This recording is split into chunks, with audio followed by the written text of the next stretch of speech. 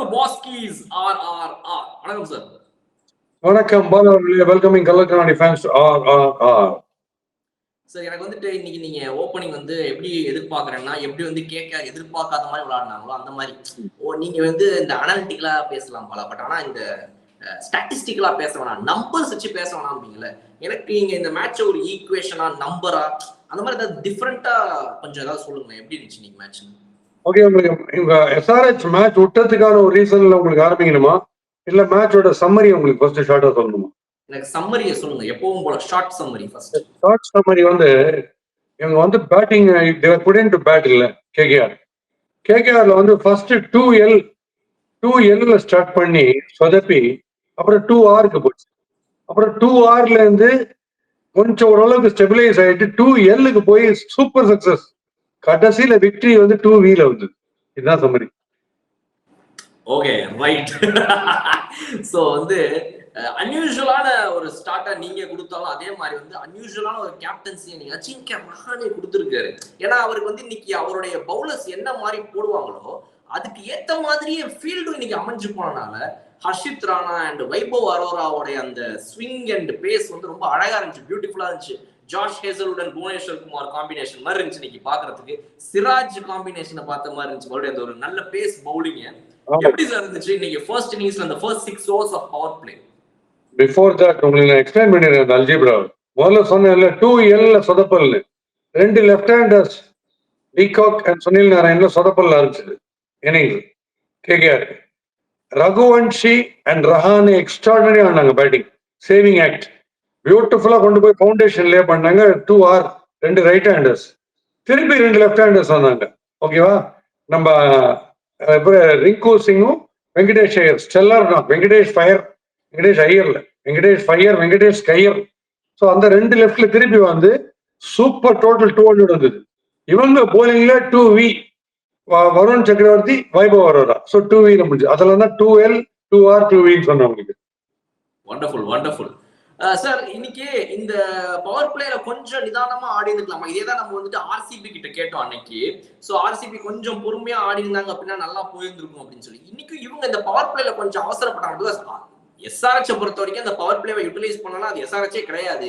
நாங்க அந்த மாதிரிலாம் அடுத்த டீம் மாதிரி ஆட முடியாது, நாங்க எங்க டீம் மாதிரி தான் ஆடுவோம்னு சொல்லி இன்னைக்கும் அந்த ஏன்னா அவங்களுக்கு என்னன்னா ஆப்போசிட் டீம்ல இப்போ ஒவ்வொரு டீமா போன சீசன்ல சிஎஸ்கே உடைய துஷார் தேஷ்பாண்டே முதல்ல வந்துட்டு அவங்களுடைய இதை எக்ஸ்போஸ் பண்ணாரு.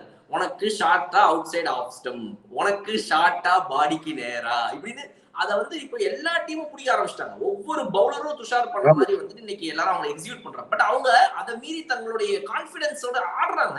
Again it is not proving enough.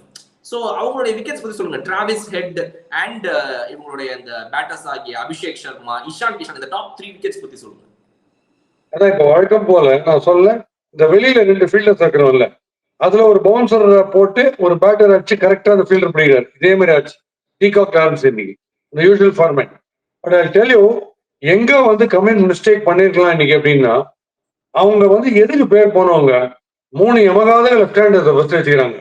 அந்த 3 பேரும் இறங்கினாங்கன்னா 6 sixer exhibition, departmental store full of sixers மாதிரி அடிக்க வச்சிருக்காங்க.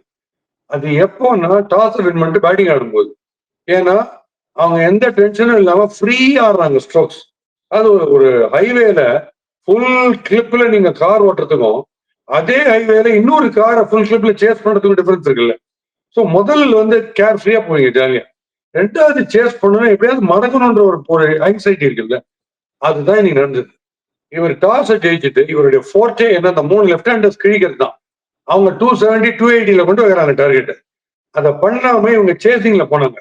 இவங்க சேசிங்ல போகும்போது 2வது ஆங்ஸைட்டி எங்க, ஃபர்ஸ்ட் வந்து உங்களுடைய பேட்டர்ஸுக்கு ஃப்ரீ ஸ்ட்ரோக் பிளே இல்லாததுக்கான காரணம் டார்கெட் சேசிங். அதுல முதல்ல ஒரு நெகட்டிவிட்டியை கிரியேட் பண்ணீங்க. 2வது வந்து நீங்க என்ன யோசிக்கணும்னா, சுனில் நரேன், வருண் சக்கரவர்த்தி, ஹர்ஷித் ராணா பிரில்லியண்டா போடுற 3 போலர்ஸ் 12 ஓவர் உங்களுக்கு டேஞ்சர்.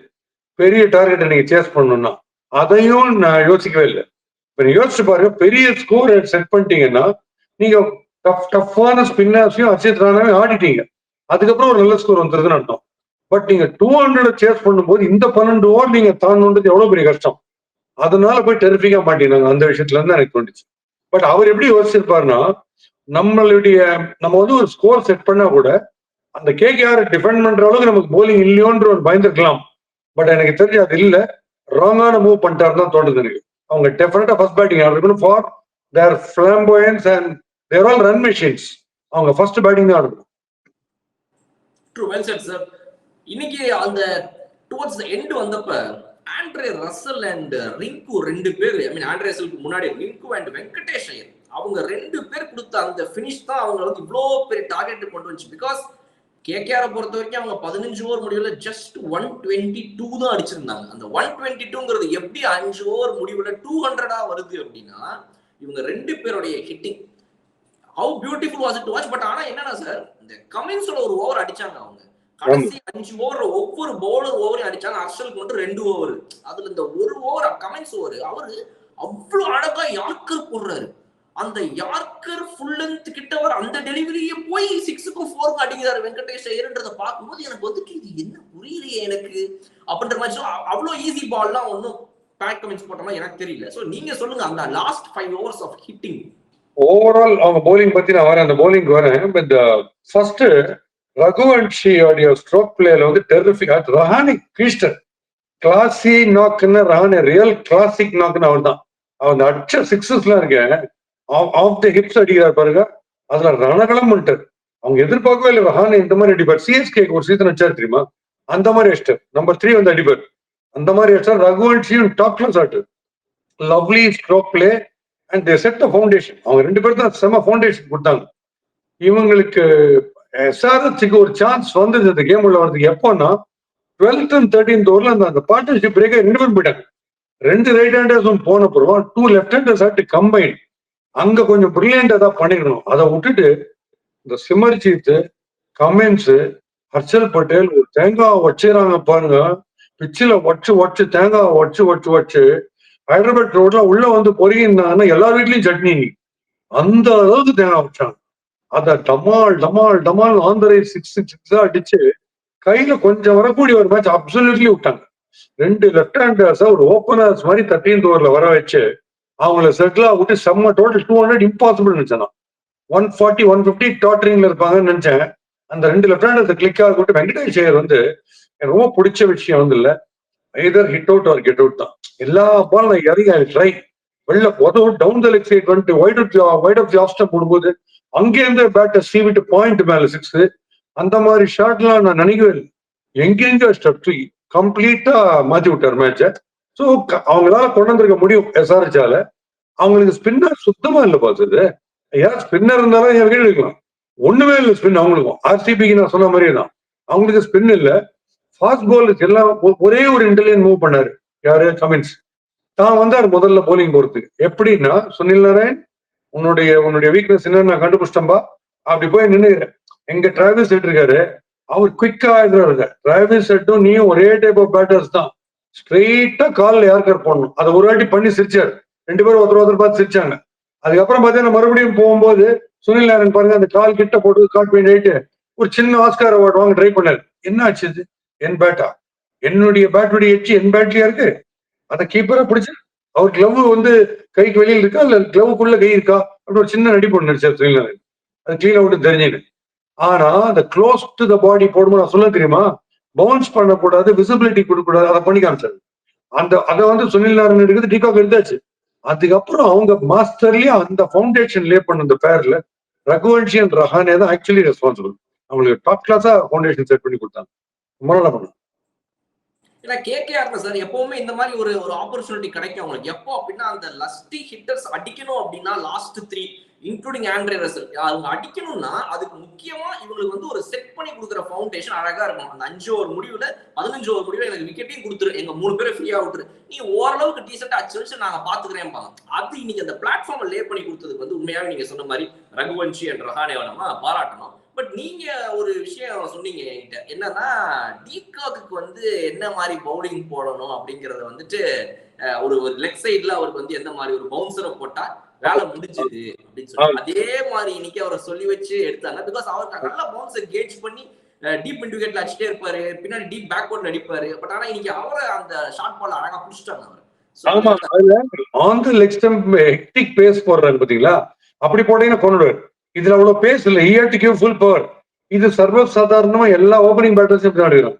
ஒரு டீப் மிட் ஒரு டீப் பாயிண்ட் 2 பேர் வச்சுக்கிறாங்க. ஸ்கொயர் கட்டுக்கு போனா அந்த இடத்துல பென்சில் அவுட், புல் பண்ணா இங்க அவுட். இப்படிதான் இது ரெகுலர், இது ஒரு ரெக்கார்ட் மாதிரி ஆயிடுது. சார் சுனில் நாராயண் ஓப்பனிங் இறங்குறாரு. இப்போ இவங்களை பொறுத்த வரைக்கும் ஆக்சுவலா வெங்கடேஷ் ஐயரை நினைச்சா இறக்கலாம். பட் என்னன்னா இவங்களுக்கு அந்த சுனில் நாராயணுடைய அந்த ஒரு என்ன சொல்றது, இது வந்து ஒரு வாஸ்து மாதிரி அவங்களுக்கு வந்து செட் ஆயிடுச்சு. சுனில் நாராயண் ஓப்பனிங், ஓகே இன்னைக்கு 2 மேட்ச் ஆடலாம் பரவாயில்ல, 3 மேட்ச் ஆடலாம் பரவாயில்ல, இதுக்கப்புறம் வரிசையா நம்ம வாய்ப்பு கொடுப்போம், ஏதாவது ஒரு 2 மேட்ச் கிளிக் ஆகி ஒரு வெறித்தனமா ஆடுவாரு அப்படின்னு சொல்லி வெயிட் பண்றாங்க. அது வந்துச்சுன்னா அதுக்கப்புறம் நல்லா இருக்கும் அப்படின்னு. நீங்க அந்த மூவை நீங்களும் பேக் பண்றீங்களா, இல்ல you want Venkatesh Iyer or somebody else to go up the? இல்ல இப்ப இன்னுமே சுனில் நாராயண் லோவர்ல கொண்டு வர மாட்டாங்க. லோவர் ஆர்டர் இவ்வளவு சொல்லாது. Sunil Narayan is brilliant because அவர் ஸ்டூல் போட்டு இடத்துல உட்காந்துப்பார். அங்கேருந்து நீங்க லெக் சைட்ல போட்டா பால் ஸ்கொயர்ல 6, மிடில் ஸ்டெப்ல போட்டா மிட் விக்கெட்ல 6, ஆஃப்ல போட்டா mid off, outside off stump போட்டா கவர்ஸ் மேல் 6, அப்படிதான் வருது. ஆனா he will be waiting only for the ball on the rise. அவர் விசிபிலிட்டிக்கு நின்று டைரக்டா ஆடுறதுக்கு விசிபிலிட்டிக்கு பால் எங்க வரோ தான் அடிப்பார். ஸ்ட்ரெயிட்டா காலில் இறங்கினீங்கன்னா சத்தியமா அவுட். இது அது அந்த பால் நீங்க கரெக்டா போட்டீங்கன்னா நீங்க அவுட். பட் டிராவிஸ் ஹெட்டுக்கு அந்த பேட் குவிக்கா வரவே அதை கூட சம்டைம்ஸ் ஆடிடுவார். பட் அவருக்குமே அதே தான் வீக்னஸ். ஸ்ட்ரெயிட்டா காலில் யார்கர் போடுறதோ இல்ல வயிற்றுக்கு நேரம் பவுன்சர் அப்படி போடுறதுதான், அதுதான் அவருக்கும் வீக்னஸ். சுனில் நாராயண் லோவர் ஆர்டர்ல கொண்டீங்கன்னா ஃபுல் பவர் கொடுத்து அடிக்கிற அந்த ஹிட்டிங் இல்ல, plus 9 fielders inside the circle, அதை கரெக்டா சுனில் நாராயண் யூஸ் பண்ணிப்பாரு. ஸோ அதுல ஒன்றும் தப்பே கிடையாது. வெங்கடேஷ் ஐயரால் பெனிட்ரேட் பண்ண முடியும் லோவர் ஆர்டர்ல வந்து, சுனில் நாராயண் லோவர் ஆர்டர்ல வந்து பண்ண முடியாது. ஆனா இன்னைக்கு எனக்கு ரொம்ப பிடிச்ச ஒரு விஷயம், இந்த ரொம்ப ரொம்ப பிரமிச்சு போன விஷயம், இந்த இம்பாக்ட் பிளேயர் வந்து போலருக்கு பேட்ஸ்மேனுக்கு போலர் அப்படிலாம் காமிப்பாங்க umpire. First time leg umpire வந்து எனக்கு இம்பாக்ட் அம்பையர் வேணும் அப்படின்னு கேட்டு தான் ஃபர்ஸ்ட் டைம் பார்த்தேன். என்னடா காரணம்னு பார்த்தா நம்ம கம்பின்ஸ் இல்ல, ஓடுறாரு பவுன்சர், பிச்சை விட்டு ஓடுறாரு, போய் லெக் அம்பையர் கால மிச்சு அவரு ஓடுறாரு. ஐயோ என் காலில் ரத்தம்னு சொல்லிட்டு. ஏன்னா நீங்க பாத்தீங்கன்னா ஹர்ஷித் ராணா போட்ட பவுன்சரை ஃபர்ஸ்ட் ஒரு பவுன்சருக்கு பயந்தாரு, அடுத்த ஒருத்த பவுன்சர் நினைச்சுன்னு கீழே குனிஞ்சு ஜஸ்ட் ஓவர் ஹெல்மெட் போச்சு, நடுங்கி போய் அம்பையர் கிட்ட போய் கெஞ்சி என்ன இப்படி போடுறாருன்னு கேட்கற லெவலுக்கு போயிடுது. அவர் அந்த பக்கம் ரசல் ஊந்து வந்து சின்ன இவர் ஓடுறத பார்த்து.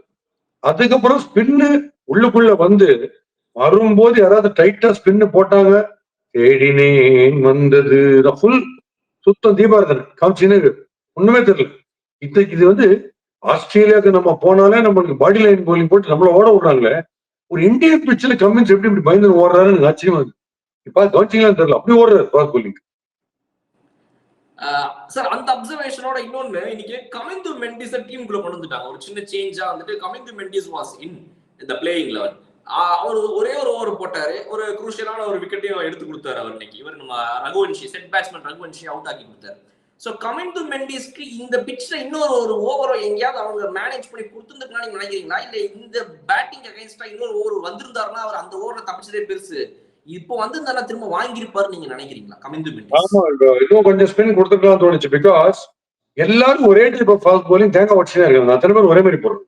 ஹர்ஷல் பட்டேல் 400 ரன் கொடுத்து ரெடி இருக்காரு, அந்த மாதிரி கொடுக்குறாரு ஓடி வந்து. அவர் அந்த இன்சைசிவா போடுற பால், ஸ்லோர் அண்ட் டிசப்டிவ் எதையுமே காணும். ஓகே, மீதி எல்லாரும் அதே மாதிரி போடுறோம்.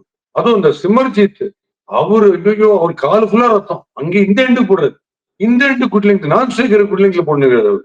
அங்க பேட்ஸ்மேன் போட சொன்னா போட்டு போட்டு ஒரு லுக் ஒன்று விடுறாரு, கோவமா ஒரு லுக் விடுறாரு. யார் வேற யார் போலிங்லயோ இவர் கேப்டன்சில இன்னொரு போலர் ரன் கொடுத்தா மாதிரி முறைச்சிருக்காரு, இவர் தான் கொடுத்துருக்காரு. அதே மாதிரி ரசல் தேங்காய் உடைக்கிற ஸ்பெஷலிஸ்ட் பாத்தீங்களா. ஆனா ஒரு லக்கிலி ஒரு பால் ஸ்லோவா போட்டு அதை ஒரு ராங்கான ஷாட் ரெட்டி ஆடினார். நிதிஷ்குமார் ரெட்டி டெஃபினட்டாவே அவருக்கு மாட்டிச்சுன்னு ரொம்ப இன்ட்ரெஸ்டிங்கா இருக்கும். கேம் சிக்ஸ் எல்லாம் அசால்ட் அடிப்பார். அவர் போய் ஒரு ஸ்லோவா போடுற பால் ஜஸ்ட் லைக் தட் அப்படி ஸ்கூப் பண்ணி மிடால் லாங் ரன் அவுட் ஆனார் பாத்தீங்களா. அப்புறம் தான் அப்பா ரசலுக்கு வந்து ரசல் ஐயோ ஸ்லோவா கூட போடுவார் ரசல். அவருக்கும் இந்த தேங்காய் உடைகிறது, ஹர்திக் பாண்டியாவுக்கும் இதே தான். எல்லாருக்கும் இந்த ஷார்ட் பாலை போட்டு இந்த T20ல பயமுறுத்தணுன்ற ஒரு ஆசை ஒன்று எப்பவுமே இருக்கும். அதனால பட் இன்னைக்கு கோயிங் அவங்களுக்கு எல்லாம் மெயினா வந்து கிளாசன் பாருங்க, ஷார்ட் பால் வந்து கொஞ்சம் மெதுவா போடுற ஷார்ட் பால் அடிச்சு out, not a very ferocious bouncer போட்டு ஷார்ட் ஸ்பெல்லிங் அவுட். எல்லாம் இன்னைக்கு தேங்காய் உடைக்கிறதா இன்னைக்கு ஃபுல் ஆர்டர் ஆஃப் தி டே. இன்னைக்கு சார் ஏற்கனவே எஸ்ஆர்ஹெச்சுக்கு ஸ்பின் பவுலிங் டிபார்ட்மெண்ட்ல ஒழுங்கா அவங்க யாரையும் வாங்காமட்டாங்கன்ற பிரச்சனை இருக்கு. அதை மீறி அவங்க கிட்ட இருக்கிற ஒரு 2 பேர், அதுல ஜீஷன் அன்சாரி வந்து நல்லா போடுறாரு. இன்னைக்கு வந்துட்டு 3 ஓவர்ஸ்ல வந்து ஒரு 25 ரன் கொடுத்து ஒரு விக்கெட் எடுத்திருக்கிறாரு. அப்படிப்பட்ட ஜீஷன் அன்சாரியும் 3 ஓவர்ல வந்துட்டு இவங்க கட் பண்ணிட்டாங்க. அதுக்கடுத்து பாத்தீங்கன்னா இப்ப நான் கேட்ட இந்த கமிந்து மெண்டிஸ்க்கும் ஓவர் கொடுக்கல. பட் ஆனா இந்த ரன்ஸ் வாரி வழங்கக்கூடிய இவங்களுடைய ஃபாஸ்ட் பவுலர்ஸ் ரொம்ப கான்பிடென்ட்டா இவங்க வந்துட்டு எல்லாருமே வந்து கோட்டாவை முடிக்கிறதுக்கான பவுலிங் போட்டு இருந்தாங்களே. அதனாலதான் நான் கேட்டேன், ஏன் அட்லீஸ்ட் ஜீஷன் அன்சாரி ப்ரூவன் உங்களுக்கு போன மேட்ச் நல்லா போட்டிருக்காரு, அவருக்காவது அவர் கோட்டாவை கம்ப்ளீட் பண்ணிருக்கலாம். ஆனா நீங்க கடைசி 5 ஓவர்ல ஓகே ரசலுக்கு அகைன்ஸ்டாவோ இல்ல வந்து நீங்க வந்து லாஸ்ட் 5 ஓவர்ஸ் இவங்களுக்கு அகைன்ஸ்டா இறக்க வேணாம், முன்னாடியே யூஸ் பண்ணிருக்கலாம்ன்ற ஒரு விக்கெட்டாவது கிடைச்சிருக்கும் கரெக்டான ஜங்ஷன்ல. இல்ல பாலா, சம்டைம்ஸ் மேசிவ் ஹிட்டரா இருக்கும் அவங்களுக்கு வந்து ஸ்பின். இப்ப நீங்க ரசலுக்கு வந்து பெரிய ஹிட்டரு, பட் ஸ்லோவா கூகுளி போட்டீங்கன்னா பைத்திய மாதிரி ஆடுவார். தூக்கி அடிப்பாரு இல்ல போல்டு அடிப்பார், லஞ்ச் ஃபார்வர்ட் பண்ணிட்டு போல்டுலாம் அவர். அது சில கேம்பிள் இவருக்கெல்லாம் கொடுத்தா சகல்லாம் குத்தினா சிச்சினே போடுது. இந்த மாதிரி பிளேயர்ஸ்லாம் அடிப்பாங்க. பட் கிளாசன் நடக்காது. கிளாசன் வந்து ரொம்ப சயின்டிபிக் அடிக்கிறாள். கிளாசன் வந்து ஸ்பின்னர்ஸ் எஃபர்ட்லெஸ் அடிக்கிறாள். பட் இந்த சுனில் நாராயணன், வருண் சக்கரவர்த்தி அவங்களோட ரிதம் உள்ளுக்குள்ள ரிதம் வைப்ஸ் வந்து சின்ன வச்சுங்க ரொம்ப ரொம்ப கஷ்டம். நீ இன்ஃபேக்ட் கிளாசன் பிரமாதமா அடிச்சார். Sunil Narine 2 six top top அடிச்சார். பட் ஒரு இவங்க பாருங்க ஒரு டிஆர்எஸ் கேட்க மாட்டாங்க. He'll come back to the game definitely. Come back is very good எப்பவுமே. 2 பேருக்குமே அந்த கான்பிடென்ட் கேட்க மாட்டாங்க. அது அவுட் கிளாஸ் வந்து. ஆனா வருண் சக்கரவர்த்தியோட நாகிங் லைன்ல கடைசியில பாருங்க டெஸ்பரேட்டா கமெண்ட்ஸ் இல்ல, ஐய் யாரே வெளியவா அப்படின்னு சில பேர் குடிச்சுலாம் கத்துவாங்களே, அந்த மாதிரி ஃபாஸ்ட் போலிங்க்கு ஓடணும். ஸ்பின்னு பேட்ல சரியா படல. அவர் கமெண்ட்ஸ் தான் எனக்கு உண்மையிலேயே காமெடியா இருந்தது பாஸ். இன்னைக்கு அவர் வந்து இந்த சர்க்கஸ் எல்லாம் ஜோக்கர் அங்க வந்து குதிச்சுட்டு எல்லாம் போவாங்களே, அந்த மாதிரி ஒரு கிரீட் ஆடுறது. அவர் வந்து suppose to be the most brilliant captain across the teams. அவர் என்ன இப்படி கிரீட் ஆடுறாரு பேட்டிங்னு எனக்கு ஆச்சரியமா இருந்தது. ஒரு ஒன் டே தானே சார், ஒரே ஒரு நாள் தானே, இதை வச்சு நம்ம அந்த ஒரு கன்க்ளூஷன் வர முடியாதுல்ல. இல்ல இல்ல, நான் ஏற்கனவே ஸ்பின் அவர் உள்ள வரும்போது கூகுளி சர்ச்னு சொல்லிக்கிறேன். கூகுளி தேடினே இருப்பார். ஃபர்ஸ்ட் எப்பவும் வரும்போது ஸ்பின்ன என்ன ஆடுறோம்னே தெரியாது. அந்த மாதிரி தான் ஆடுவார். First time I saw him running away for fast bowling. நான் பார்த்தேன். Sir, do you think SRH should rework on their strategy a bit, sir? Because அவங்க எனக்கு வந்து இவங்க வந்து இந்த பேஸ்பால் கான்செப்ட் தான் கிட்டத்தட்ட இவங்க பண்றது. அதாவது நீ வந்து ஒரு 15 மேட்ச் ஆடுற, 15 மேட்ச்ல ஒரு 4 மேட்ச் நீ இந்த மாதிரி அட்டாக்கிங் கிரிக்கெட் ஆடி நீ அவுட் ஆயிட்டேங்கிறதுக்காகலாம் நீ பயந்துடக்கூடாது. மிச்ச 11 மேட்ச் நமக்கு விக்டரி கிடைக்கும், நீ அப்படி அதை நினைச்சுக்கோன்னு சொல்லி இதுதான் வந்து பேட் கமெண்ட்ஸ் ஓப்பனா சொல்லியிருக்காரு கூட. எங்களுக்கு வந்து நான் இதுக்காகலாம் இது பண்ண மாட்டோம், we will go with the same strategy ன்னு சொல்லியிருக்காரு. But do you think they should rethink? Because in the season பொறுத்த வரைக்கும் அது அவங்களுக்கு ஒர்க் அவுட் ஆகல. எல்லா மேட்சும் just going blindly after the ballங்கிறது இந்த சீசன் ஒர்க் அவுட் ஆகல அவங்களுக்கு. ரீதிங்க்ன்றது ஒண்ணு வந்து ஸ்பின் வந்து வேக்கண்டா இருக்கே, வேக்யூமா இருக்கே, ஆர்சிபி மாதிரின்றது ஒண்ணு யோசிக்கணும். உள்ளுக்குள்ள வேற பெரிய ஸ்பின்னர்ஸ் இல்ல. இப்ப இருக்கிற ஸ்பின்னர் எப்படி பெட்டரா யூஸ் பண்ணலாம், வேற ஸ்ட்ராட்டஜிஸ் எப்படி பண்ணலாம், போலிங் கோச் கிட்ட கேட்கணும் ஒரு விஷயம். இன்னும் ஒண்ணு அவங்க பண்ணலாம் என்னன்னா, அந்த முதல் 2 head and Abhishek Sharma click ஆகும்போது அவங்க ஒரு பேட்டர்ன் செட் பண்றாங்க. 6 ஒரு மாதிரி அடிக்கிறாங்க இல்லையா, அது அவங்க அவுட். இப்போ எஸ்பெஷலி நான் சொல்றது சேசிங். இப்போ முதல்ல ஆடும்போது என்ன டவுன் யாரும் வந்துட்டு போட்ட ப்ராப்ளம் இல்லை. உங்க டார்கெட் சேசிங் கொஞ்சம் ஆங்ஸைட்டி இருக்கிற சமயத்துல 2 லெஃப்ட் ஹேண்டர்ஸ் செம்ம பிளாம்பாயிண்ட் ஆடும்போது ஒருத்தர் போயிட்டா, இந்த ரிதீஷ் குமார் ரெட்டி மாதிரி ஒருத்தர் வந்து நம்பர் 3 வருது பெட்டர், ஒரு ரைட் ஹேண்டர் வருது பெட்டர்.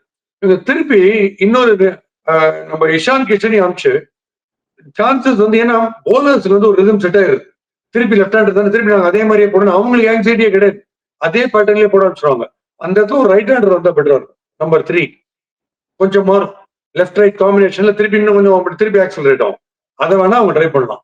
கண்டினியூஸா லோட் பண்றதுக்கு 3 லெஃப்ட் ஹேண்டர்ஸ் 3 பேர் லைனா இறக்கிறதுக்கு பதில், ஏன்னா கண்ணாப்பனன் ஸ்லம்ப் ஆயினா 10 for 3 ஆயிருது, ஒரு 3 பேர் போயிட்டாங்கன்னா அது சொல்றேன்.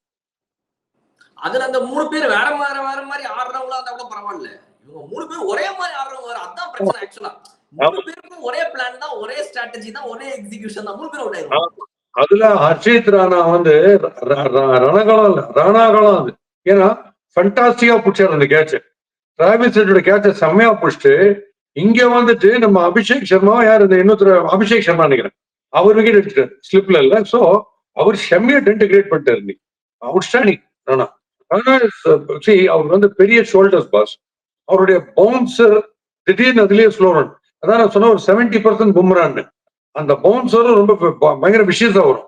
ஸ்லோ ரன் ரொம்ப பியூட்டிஃபுல்லா, ஆஃப் பிரேக் டைப் ஆஃப் ஃபாஸ்டிஷா போடுறது இல்ல, அதுவும் ரொம்ப பியூட்டிஃபுல்லா போடுறது. இது மோஸ்ட் டிபெண்டபிள் போலர் இப்போதைக்கு அவர் தான் இந்தியன் லெவல்ல. சார், வைபவ் அரோரா அண்ட் நம்மளோட ஹர்ஷித் ராணாவோட காம்பினேஷன் அதுக்கு முன்னாடி வந்து நம்ம நிறைய பேசியிருந்தோம். நீங்க கூட சொல்லியிருந்தீங்க எப்போ எந்த மேட்ச்ல இவங்களை யூஸ் பண்ணணும். நான் வந்து ஹர்ஷித் ராணாவையோ இல்ல வந்து வைபவ் அரோரா யூஸே பண்ண வேணாம்னு சொல்லல, பட் இந்த மாதிரி ஒரு இடத்துல இவங்களை யூஸ் பண்ணிருக்க கூடாது, வைபவ் அரோரா அவசரப்பட்டு கொடுத்துக்க கூடாதுன்னு சொன்னீங்க. இன்னைக்கு அதே மாதிரிதான் இந்த சிச்சுவேஷனுக்கு தேவைப்பட்டுச்சுங்கிறனால கரெக்டா யூஸ் பண்ணுவாங்க. இன்னைக்கு அது கரெக்டா இருந்துச்சு. அன்னைக்கு மேட்ச்ல அது செட் ஆகல வைபவ், பட் இன்னைக்கு நல்ல ஒரு ஸ்விங் இருந்துச்சு. அந்த ஸ்டேஜ்ல அவங்களுக்கு அந்த செகண்ட் இன்னிங்ஸ்லயும் போறதுக்கு தோதா இருந்துச்சு இவங்க ரெண்டு பேரோட காம்பினேஷன். ராணி கரெக்டா ராணா ஃப்ரண்ட்ல கொண்டு வந்தாரு. ஏன்னா அவங்க star batters, top class batters, thunder batters எல்லாரும். அதுக்கு உங்களோட பெஸ்ட் பவுலர் கொண்டு கரெக்டா கொண்டு வந்தாரு. ஏன்னா அன்னைக்கு கொண்டு இல்ல, அன்னைக்கு தான் இந்த ஸ்பென்சர் எக்ஸ்ட்ரா 70 எல்லாம் கொண்டு வந்தாரு. இன்னைக்கு வந்து கரெக்டா இவர் கொண்டு வந்தாரு. சார் வருண் சக்கரவர்த்தி அண்ட் சுனில் நரேன் இந்த ரெண்டு பேரை பொறுத்த வரைக்கும் அவங்களுடைய யூசேஜ் வந்து இதுக்கு முன்னாடி போன சீசன் கம்பேர் பண்ணும்போது இந்த சீசன் கொஞ்சம் வேறுபட்டு இருக்கு. இவங்க வந்து எந்த இடத்துல வந்து சுனில் நரேன் யூஸ் பண்றாங்க, எந்த இடத்துல வருண் சக்கரவர்த்தி வராங்க. பிகாஸ் இன்னைக்கெல்லாம் வருண் சக்கரவர்த்தி பாத்தீங்கன்னா இந்த ஸ்டார்டிங்ல ரொம்ப டூ மச் அவரை யூஸ் பண்ணல, அவர் கொஞ்சம் அந்த எண்டுக்கு வச்சிருந்தாங்க. இந்த ஃபாஸ்ட் பவுலர்ஸ் நல்லா போடுறாங்க அப்படிங்கும் போது அதை அப்படியே அழகா கண்டினியூ பண்ணிட்டு யூசேஜ் ஆஃப் வருண் சக்கரவர்த்தி came to the later end. So இந்த விஷயங்கள் யூசேஜ் ஆஃப் ஸ்பின்னர்ஸ் கரெக்ட் இடத்துல அப்படின்றது வந்து அஜித் கரானிக்கு ஒரு பாயிண்டா கொடுத்துடலாமா இல்ல வேணாம்? அவங்களுக்கு ட்ரம் கார்டு இந்த ரெண்டு மிஸ்ட்ரி ஸ்பின்னர்ஸ் தான். பட் இந்த ரெண்டு மிஸ்ட்ரி ஸ்பின்னர்ஸையும் நீங்க நம்புறீங்க, நாங்களே ஃபாஸ்ட் பவுலர்ஸ் ஓடிட்டு போறோம் அப்படின்னு அவங்களுக்கு ஒரு அவசரம். எஸ்ஆர்ஹெச்சுக்கு எப்ப பார்த்தாலும் அவங்களே தான் வந்து எங்களுக்கு ட்ரிபிள் பண்ணணுமா, உங்க ஃபாஸ்ட் பவுலர்ஸ் நல்லா தான் போடுறாங்க, அவங்களே எங்களுக்கு ட்ரிபிள் பண்ணிட்டோம் அப்படின்ற மாதிரி. இது பியூர்லி டார்கெட் ஆங்ஸைட்டினால தான் பியானும். இவங்க வந்து மைண்ட்ல அது ஒண்டி போயிடுச்சுன்னா நீங்க அதே ஸ்ட்ரோக் தான் ஆடுவீங்க, ஆனா அந்த ஸ்ட்ரோக்கை தப்பா ஆடுவீங்க. நீங்க முதல்ல ஆடும்போது ஃபுல் பிளட்டடா எல்லாம் படும், பிரமாதமா படும். So that's what I noticed இதுல பொறுத்த வரையும். ஸோ இங்க டார்கெட் சேசிங்கிறச்சியாவது ஒரு லெஃப்ட் ஹேண்டர் ஹெட் அவுட் ஆனோன்னு வேற யாராவது ஒருத்தர் ஸ்டெபிலைஸ் பண்ணது அமைச்சிருக்கலாம். திருப்பி அப்படியே லெஃப்ட் ஹேண்டரே அமைச்சு கடைசியில் அதே மாதிரி போயிடுச்சு. சர்வசாதாரணமா ஃபைட்டே எல்லாம் போயிடுச்சு. ஒரு ஃபைட் எங்கேயா கிளாஸ் அண்ட் ஸ்டேஜ்லயோ இல்ல எங்கேயா ஒரு ஸ்டேஜ்ல ஒரு ஃபைட், ஒரு கிளாஸ் இருக்க வரைக்கும் நான் என்னைக்குமே எதிர்பார்ப்பேன். நீ லாஸ்ட் 4 hours 17 அசால்ட் அடிச்சு பிஸ்தா பிளேயர் நீ சுனில் நரேன் அச்சா ஃபுல் ஹீவ், அதான் சொன்னேன், அச்சா கிரௌடு உள்ள. ஸோ கிளாஸ் கிளாஸ் அப்பார்ட், டவுட்டே கிடையாது. பட் அவரும் நீங்க செகண்ட் பாயிண்டர் வைபவ் அவரோட பிரில்லியண்டா போட்டு டெரிஃபிக்கான பிரேக் த்ரூ கொடுத்துருக்காரு, அவர் டவுட்டே. சார் எஸ்ஆர்ஹெச் நீங்க சொல்ற மாதிரி ஒரு டார்கெட்டுக்கு வந்துட்டு அந்த பிரஷர்ல சக்கம் பாக்குற டீமோ அப்படின்ற எனக்கு ஒரு டவுட் இருக்குது. ஏன் அவங்க அப்படிலாம் ஆவாங்களான்னு. பிகாஸ் எனக்கு என்னமோ மோர் தேன் அந்த பிரஷருங்கிறத விட, ஸ்கோர் போர்டு பிரஷருங்கிறத விட இது டூ கான்பிடென்ட்ன்றனால வர பிரச்சனை எனக்கு தோணுது. ஓவர் கான்பிடன்ஸ்ல ஆடக்கூடிய ஷாட்ஸ். இப்போ Ishan Kishan, I will tell you for example, Ishan Kishan வந்து அவருக்கு வந்து அங்க ஷார்ட் கவர்ல ஒரு ஃபீல்டர் வச்சிருக்காங்கன்னு தெரியும். அவங்க அதுக்காக தான் அவரை நீ டிரைவ் ஆடு கவர்ல அப்படின்னு சொல்லி போடுறாங்க. அவர் அதையும் ஆடி அவுட்டரா. சோ இப்போ வந்து அவங்க மைண்ட்ல பவுலர்ஸ் பிளே பண்ணி நீ ஓவர் கான்பிடென்ட்டா ஆடுவேன்னு எனக்கு தெரியும் வேணும்னே போடுறாங்க, அவங்களை வந்து டீஸ் பண்றாங்க. பட் எஸ்ஆர்ஹெச் பேட்ஸ்மேன் அதை புரிஞ்சுக்கிட்டு பேக் ஆகுற மாதிரி எனக்கு தெரியல. சோ எனக்கு இது வந்து டார்கெட் பிரஷரை விட டூ மச் கான்ஃபிடன்ஸ்னால வர பிரச்சனையும் தோணுது எனக்கு. அப்படி நீங்க சொன்னாலுமே முதல்ல நம்ம ஃபர்ஸ்ட் பேட்டிங் ஆடும்போது ரொம்ப காஷன் எக்ஸசைஸ் பண்ண வேணாம், எங்க ஆங்ஸைட்டி விட்டுருங்க, ரொம்ப காஷன் எக்ஸசைஸ் பண்ண வேணாம். செகண்ட் போது கொஞ்சம் காஷியஸா இருக்கணும். ஹெட் அவுட் ஆடுறது இன்னும் கொஞ்சம் காஷியஸா இருக்கணும். நான் திருப்பி அதே ஸ்ட்ரோக்கே ஆடுவேன், எவ்ரிடே இஸ் நாட் சண்டே இல்லையா? அப்போ ஏன்னா ப்ரோக்ரஸிங் டுவர்ட்ஸ் ரிசல்ட் அப்படின்ட்டு நீங்க இன்னும் கொஞ்சம் எக்ஸ்ட்ரா திங்க் பண்ணுன்றேன். முதல்ல அதே ஃபிளாம் மேட்ச்ல திருப்பி நீங்க ஆட முடியாது. அதுவும் மூணு பேருமே அதே மாதிரி ஆட முடியாதுன்ற, யாரோ ஒருத்தர் செக் பண்ணணும், அது பண்ணலன்ற. Right, okay sir. நம்ம வந்துட்டு ஒரு வியாழக்கிழமையை முடிச்சு வெள்ளிக்கிழமைக்கு நகர்ந்துட்டோம். இந்த வாரத்துடைய வீக் டேஸின் கடைசி மேட்ச். இதை முடித்த பின்னால் சனிக்கிழமை 2 மேட்ச்கள் காத்திருக்கிறது நமக்காக. ஸோ அதனால getting into the weekend, moving forward, இந்த வீக் வந்துட்டு ஒரு இன்ட்ரெஸ்டிங்கான வீக்கா, கொஞ்சம் லோ ஸ்கோரிங் ஜாஸ்தியான மேட்சஸா போயிட்டு இருக்கும்போது ரசல் அண்ட் ரிங்கு வந்து கொஞ்சம் இந்த 200 திரும்ப கண்ணில் காட்டிட்டாங்க. பிகாஸ் கடந்த ஒரு 4 மேட்ச் வந்து பிலோ 180 பார்த்து this was a good eye watching கூட. பார்க்கலாம், அழகா இருப்பா பார்க்கறதுன்ற மாதிரி இருந்துச்சு. நாளைக்கு பார்ப்போம் என்ன மாதிரி மேட்சை யார் எப்படி கொண்டு வந்து நமக்கு கையில கொடுக்குறா அப்படின்றத நீங்க எப்படி எக்ஸ்பெக்ட் பண்றீங்க ஃபார் டுமாரோஸ் மேட்ச்? எம்ஐயோட ஹிட்டிங் பார்த்தோம், டெரிஃபிக்கா இருக்கு. இக்கானா ஸ்டேடியம் அன்னைக்கு விளையாடுனாங்களே, அந்த இக்கானா ஸ்டேடியத்துக்கு போறாங்க திரும்பவும். மேட்ச் on that day 180 கிட்ட வந்துச்சு. பட் ஆனா today I don't know how it will be. எப்படியோ ரிஷப் பண்ட் வந்து ஹெல்மெட் எடுக்க காட்ட மாட்டாரு நீங்க உள்ள வந்த அப்புறம் கூட, ஏன்னா அந்த ஓனர் திட்டுவாரு. எனக்கு தெரிஞ்சு தோனி பயந்து இருக்காரா இப்போ. ஏன்னா ஃபர்ஸ்ட் கேஎல் ராகுல திட்டினாரு ஒரு விக்கெட் கீப்பர், அடுத்தது 2வது விக்கெட் கீப்பர் பண்ட திட்டிருக்காரு. தோனி பயந்துனே நம்ம வின் பண்ணா கூட நம்மள்ட்ட திட்டு போற கூடாது இந்த அப்படின்னு சொல்லிட்டு எல்லாரும் திட்டுறாரு, ஒருத்தர் விடாம. அதுவும் கிரௌடு தெரியற மாதிரி திட்டுறாரு.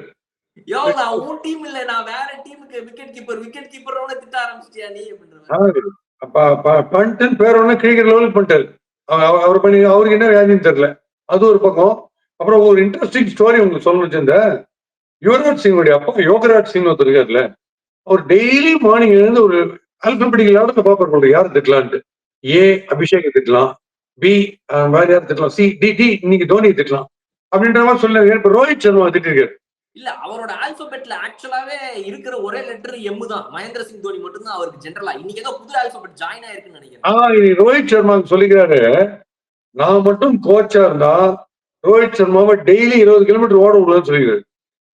ஃபிட்னஸ்க்காக சொல்லிருக்காரு. ஆக்சுவலா வந்து யோகராஜ் சிங் வந்து ஒரே ஒரு டெஸ்ட் மேட்ச் தான் ஆடிக்கிறார். இப்பதான் ஏன்னு தெரியுது. அவர் என்ன பண்ணிக்கிறார், டெய்லி 40 கிலோமீட்டர் ஓடிக்கிறார் வென்யூ எல்லாம் தாண்டி. திருப்பி ஒரு மேட்ச் முடிஞ்சு போச்சு.